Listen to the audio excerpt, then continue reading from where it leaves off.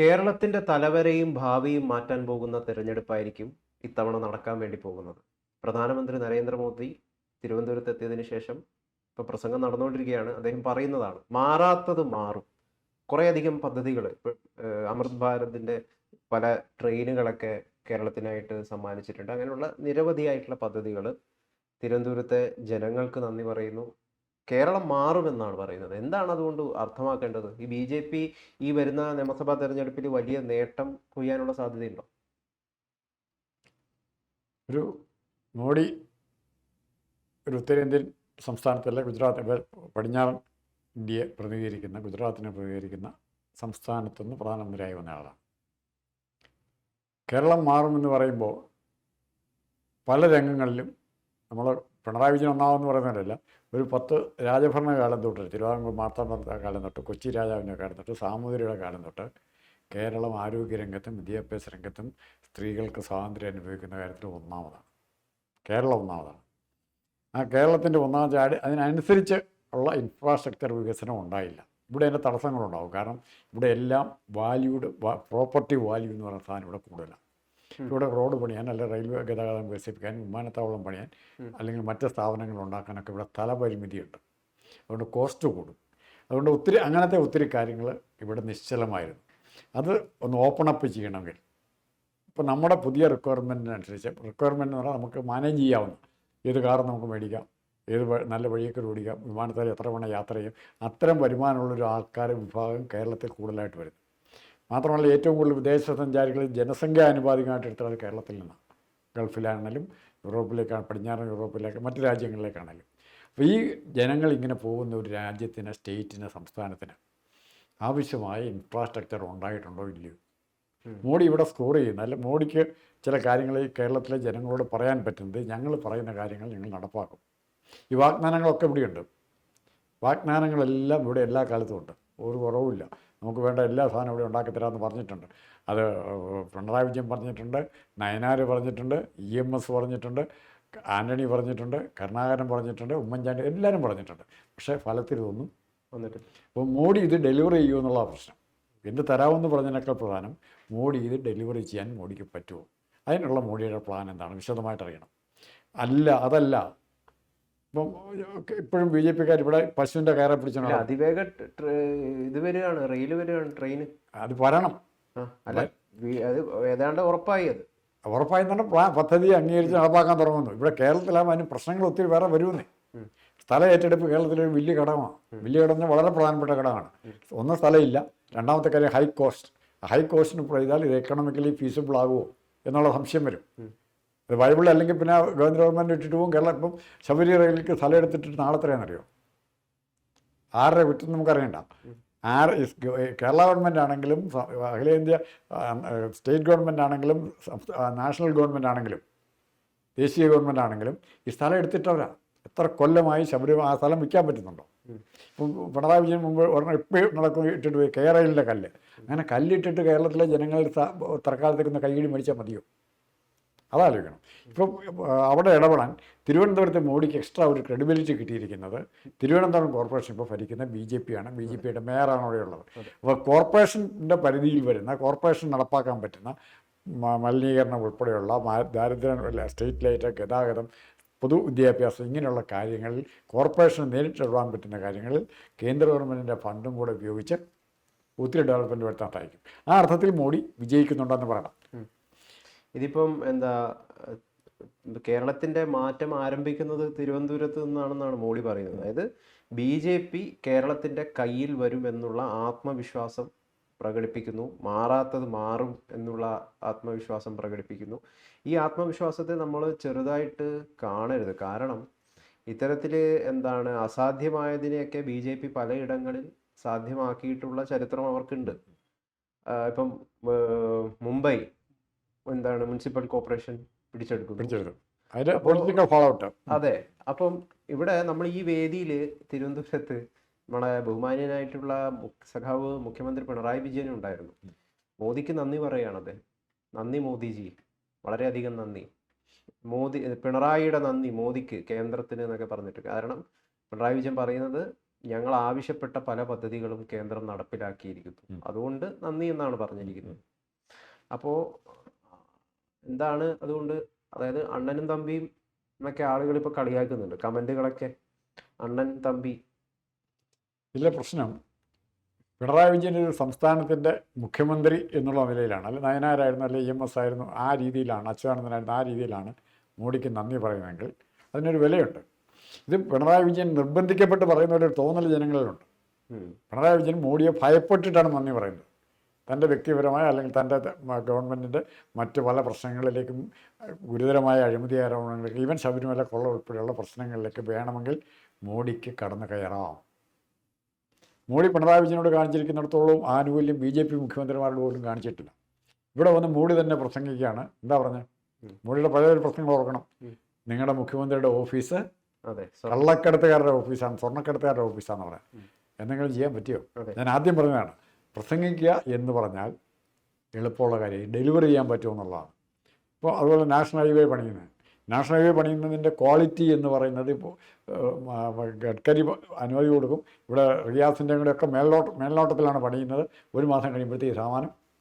അതായത് സാറ് പറയുന്നത് ഇപ്പം കേന്ദ്രം ഒന്ന് മോദിയൊക്കെ ഒന്ന് വിചാരിച്ചു കഴിഞ്ഞാൽ വെറുതെയെങ്കിലും പിണറായി വിജയനെ ഒരു 2 ദിവസം ജയിലിലിടാൻ ഒരു അങ്ങനെ വെറുതെ കാര്യമായിട്ട് തന്നെ ഇടാവല്ലോ, വെറുതെ ഇടേണ്ട ആവശ്യം. അത്തരത്തിലുള്ള വിഷയങ്ങൾ ഒരുപാട് നിരന്തരമായിട്ടുണ്ട്. അവിടെ ഒരു അഡ്ജസ്റ്റ്മെന്റ് കൃത്യമായിട്ട് അന്തർധാരയിൽ നടക്കുന്നു എന്നുള്ളതാണ്. അന്തർധാര നടക്കും. അതാണ് സാറ് പറഞ്ഞ് ഈ ഭയപ്പെടുത്തിയിട്ട് തന്റെ പരിധിയിലാക്കുക. അങ്ങനെ ഇപ്പോൾ ചെയ്തിരിക്കുന്നത്. അപ്പം നാളെ ഇപ്പോൾ നമ്മൾ ഇവിടുത്തെ ചർച്ചയിലാണ്, താൻ നിങ്ങളുമായിട്ടുള്ള ചർച്ചയിലാണെന്ന് നടത്തില്ല. ഒരു ചർച്ചയിൽ ഇങ്ങനെ ചോദിച്ചപ്പോൾ പറഞ്ഞു BJPക്ക് കേരളത്തിൽ അടുത്ത കാലത്ത് എങ്ങനെ ഒരു മുഖ്യമന്ത്രി ഉണ്ടാവുമെന്ന് ചോദിച്ചു. ഒരു സിമ്പിൾ ചോദ്യമാണ് ചോദിച്ചതിനോട്. ഞാൻ ഒറ്റയടിക്ക് ഉത്തരം പറഞ്ഞു, ഉണ്ടാകാം, അങ്ങനെ ഉണ്ടായാൽ അത് പിണറായി വിജയനായിരിക്കുകയും ചെയ്യുന്നു. ജസ്റ്റ് ഒരു വെറുതെ അങ്ങ് പറയുകയാണ്. പക്ഷേ അത് പിണറായി വിജയൻ അല്ലെങ്കിൽ അതുപോലെ ഒരാളാകാം നാളെ മുഖ്യമന്ത്രി. ഇന്നലത്തെ നിയമസഭയിൽ ഇത് കണ്ടോ? മലബാറിൽ ഉണ്ടായ ഉരുത്തിരിഞ്ഞു വരുന്ന രാഷ്ട്രീയം, അത് മോഡി 2-3 കാര്യങ്ങളുണ്ട് മോഡിയുടെ വിസിറ്റുമായിട്ട് ബന്ധപ്പെട്ട് തന്നെ പറയാം. ഇന്നലെ കഴിഞ്ഞ ദിവസം പിണറായി വിജയനെ NDAയിലേക്ക് ക്ഷണിച്ചിരിക്കുകയാണ്. അല്ല, പിണറായി വിജയനെ ക്ഷണിച്ചു, അതുപോലുള്ളവരെ ക്ഷണിച്ചു. ഇന്നലെ നിയമസഭയിൽ വാക്കൗട്ടിന് നേതൃത്വം കൊടുത്തായിരുന്നു കേട്ടോ. അതെ, ശൈലജ ടീച്ചർ ലീഡർഷിപ്പ് ഏറ്റെടുക്കുന്ന മട്ടിലാണ് ഇന്നലത്തെ പത്രങ്ങളും മാധ്യമങ്ങളും എല്ലാം വരുന്നത്.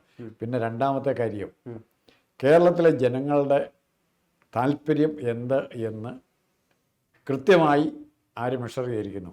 മോഡി മെഷർ ചെയ്തിരിക്കുന്നു. അതിന് മോഡിക്ക് നമ്മൾ മാർക്ക് കൊടുക്കും. മോഡിയെ പൂർത്തുക എന്ന് പറഞ്ഞാൽ ആരും കുറ്റപ്പെടുത്തിയാൽ നമുക്ക് പ്രശ്നമില്ല. മോഡി വികസനം അല്ലെങ്കിൽ നമുക്ക് വേണ്ട ഡെവലപ്മെൻറ്റൽ റിക്വയർമെൻറ്റ്സ് എന്താണെന്നുള്ളതിനെക്കുറിച്ച് തൊഴിലവസരങ്ങളാണെങ്കിലും മറ്റു കാര്യങ്ങളാണെങ്കിലും ആശുപത്രിയാണെങ്കിലും വിദ്യാഭ്യാസമാണെങ്കിലും ഇവിടെ തന്നെ പഠിക്കണം ആഗ്രഹം, ഇത് കൃത്യമായിട്ട് മനസ്സിലാക്കിക്കൊണ്ടാണ് മോഡി പറയുന്നത്. ഇപ്പം കഴിഞ്ഞ കേന്ദ്രമന്ത്രി ഒരു സെക്കൻഡ് കൂടെ, ഇപ്പോൾ മോഡി ഇത് പറയുമ്പം നമുക്ക് മോഡിയിൽ വീണ്ടും വിശ്വസിക്കാനുള്ള അതുപോലൊരു സാധനമുണ്ട്, കിഴക്കമ്പലത്തുണ്ട്, സാബുവിൻ്റെ ഇന്നലെ ചേർന്നു. അപ്പോൾ അത് അവരാരുടെ കൂടെ ചേർന്നു? BJPയിലേക്ക്. അവർ BJP ആയിട്ട് NDAയിലേക്ക് ചേരുകയാണ്.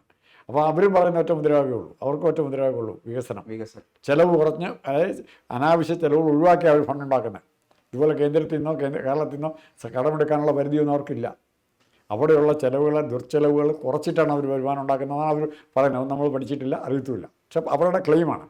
അവർ എവിടെയാണ് പോയി ചേർന്നത്? വികസനത്തിന് വേണ്ടി നിൽക്കുന്ന ഒരു ഘടകം എവിടെ ചേരുന്നു? അത് അതിൻ്റെ എണ്ണത്തെക്കുറിച്ചോ അവർ കൊണ്ടുവരുന്ന വോട്ടിനെക്കുറിച്ചോ നാളെ ഇലക്ഷനിൽ 2-3 സീറ്റ് കിട്ടുമെന്നുള്ളതിനെക്കുറിച്ചുള്ള കാര്യം. അങ്ങനെയുള്ളവർ എങ്ങോട്ട് ഗ്രാവിറ്റേറ്റ് ചെയ്യുന്നു? BJPയിലേക്ക്, മോഡിയിലേക്ക് ഗ്രാവിറ്റേറ്റ് ചെയ്യുന്നു. അതൊരു ഭയങ്കരമായ സിഗ്നലാണ്. അത് ഇടതുപക്ഷത്തിൻ്റെയും LDFിൻ്റെയും UDFിൻ്റെയും അണികളെ സ്വാധീനിക്കുമോ? ഇവിടെ അപ്പോൾ നമ്മൾ ഇവിടെ പറഞ്ഞുകൊണ്ടിരിക്കുന്നത് വെള്ളാപ്പള്ളിയും സുകുമാരനാരായണൻ പിടിച്ചിരുത്തിയ കേരളത്തിൻ്റെ പ്രശ്നങ്ങൾ തീരുമെന്നാണ് പറയുന്നത്. ആ രീതിയിലാണ് ഇവിടെ പറയുന്നത്. ജാതി കൊണ്ടും ഇവിടെ ചർച്ചയിൽ കൊണ്ടുവരാൻ ഉദ്ദേശിക്കുന്ന കാര്യം തന്നെ രാഹുൽ മാങ്കൂട്ടത്തിൻ്റെ പെൺവിഷയം.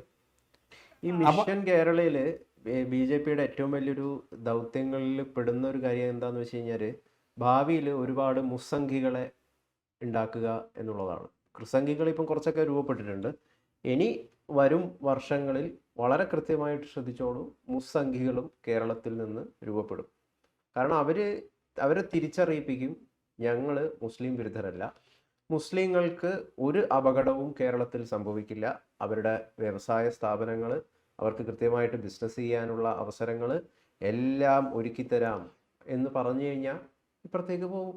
കഴിഞ്ഞ ദിവസം നമ്മൾ പറഞ്ഞതാണ്, ആ രീതിയിലേക്ക് പോകുമ്പോൾ മുസ്ലിങ്ങൾ ആകുമ്പോഴത്തേക്കും സംഭവിക്കാൻ പോകുന്ന മാറ്റം ഇവിടെ കോൺഗ്രസ് ആയി നേരത്തെ അല്ലേ, മുസ്ലിം ലീഗും കോൺഗ്രസ്. അപ്പോൾ ഇവിടെ ഇന്ന് കഴിഞ്ഞ ദിവസം പറഞ്ഞു മോഡി ഒരു കോൺഗ്രസ് നേതാവായിട്ട് മാറുമോ എന്ന് എനിക്കൊരു സംശയമുണ്ട്. മോഡി ഇപ്പോൾ കോൺഗ്രസ് നേതാവായി മാറും. നേതാവ്, അതായത് കോൺഗ്രസ്സുകാർക്ക് ഉൾക്കൊള്ളാൻ പറ്റുന്നൊരു മോഡി. തരൂരൊക്കെ ഉൾക്കൊണ്ടിട്ടുണ്ടല്ലോ ചില നല്ല കാര്യങ്ങൾ പറയുമ്പോൾ അതിനെ ഇപ്പോൾ മോഡി കോൺഗ്രസിന് ഇപ്പോൾ പഞ്ചായത്ത് രാജ് തുടങ്ങിയ കാര്യങ്ങൾ അല്ലെ വികസനത്തിൻ്റെ കാര്യത്തിലൊക്കെ വേറെ ഡെവലപ്മെൻറ്റ് പ്രോഗ്രാമുണ്ട്. ഇപ്പോൾ തരൂരിൻ്റെ ഡെവലപ്മെൻറ്റൽ കൺസെപ്റ്റ് മോഡിയുടെ ടാലി ചെയ്ത് പോകും. തരൂർ മാത്രമല്ല വേറെ പലരും വരും. അപ്പോൾ അത് സംഘപരിവാർ എന്നുള്ള ആ ബ്രാക്കറ്റ് മോഡി പതുക്കെ എടുത്തു മാറ്റി ഇന്ത്യയുടെ മൊത്തം നേതാവാകാനുള്ള ശ്രമമാണോ മോഡി നടത്തുന്നതെന്ന് എൻ്റെ സംശയം. തീർച്ചയായിട്ടും മോദി മുമ്പോട്ട് വയ്ക്കുന്നത് ശരിക്കും ഇപ്പം എന്താണ് വർഗീയതയൊന്നുമല്ല, ഇപ്പം വികസനമാണ്. ഇവിടെ വന്നിട്ട് ഗോവധം നിരോധിക്കണമെന്നോ ഒന്നും പറഞ്ഞില്ലല്ലോ.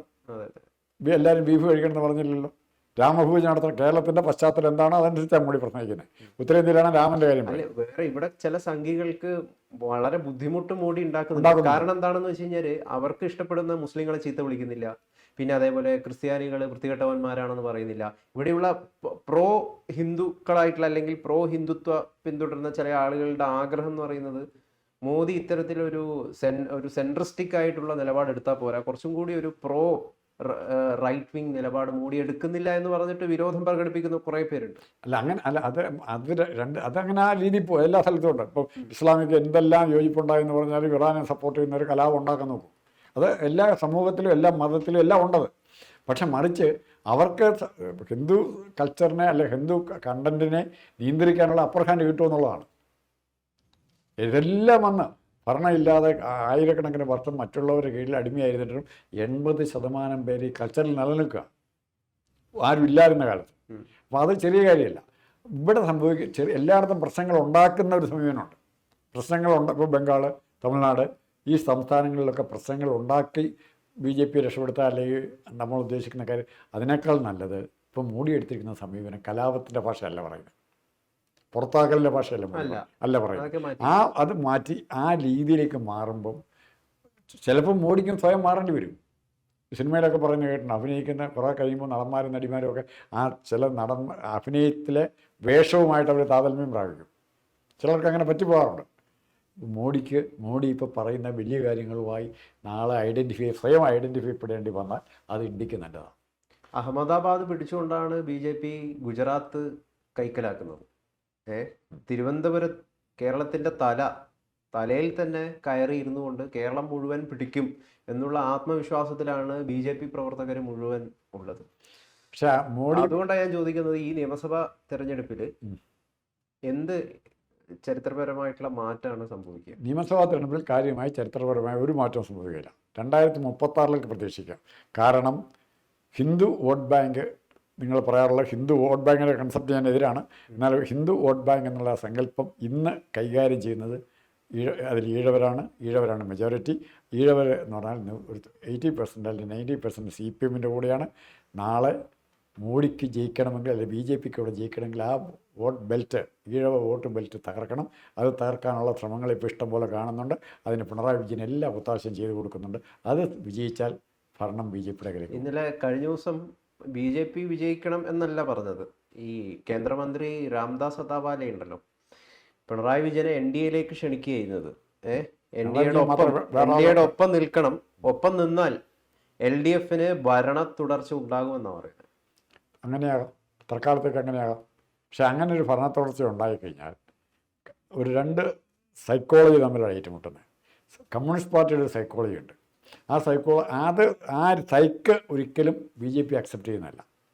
ആ സൈക്ക് നാളെ ഇവിടെ ഞങ്ങൾ ജയിച്ചു, നിങ്ങൾ തോറ്റു, ഞങ്ങളുടെ നയങ്ങൾക്ക് ജനങ്ങൾ അംഗീകാരം തന്നു എന്നായിരിക്കും കമ്മ്യൂണിസ്റ്റുകാരൻ പറയാൻ പോകുന്നത്. വ്യത്യാസം മനസ്സിലായോ? അത് വീണ്ടും കമ്മ്യൂണിസ്റ്റ് പാർട്ടിയെ സ്ട്രെങ്തൻ ചെയ്യുകയും കമ്മ്യൂണിസ്റ്റ് പാർട്ടിയിൽ നിന്ന് മാറാൻ നിന്നിരുന്ന വിഭാഗങ്ങൾ, ഹൈന്ദവ വിഭാഗങ്ങൾ എങ്ങോട്ട് നിൽക്കും? കമ്മ്യൂണിസ്റ്റ് പാർട്ടിയിലേക്ക് തന്നെ തിരിച്ചു ചെല്ലുകയും ചെയ്യും. BJP പിന്നെയും പഴയപോലെ ഇങ്ങനെ ഇതിൻ്റെ ഇടയ്ക്ക് ആടിക്കളിക്കേണ്ടി വരും. അതാണ് സംഭവിക്കുന്നത്. സാറ് പറഞ്ഞു വരുന്നത് മോദി ഒരു കോൺഗ്രസ്സുകാരനാവുകയാണെന്നാണ്.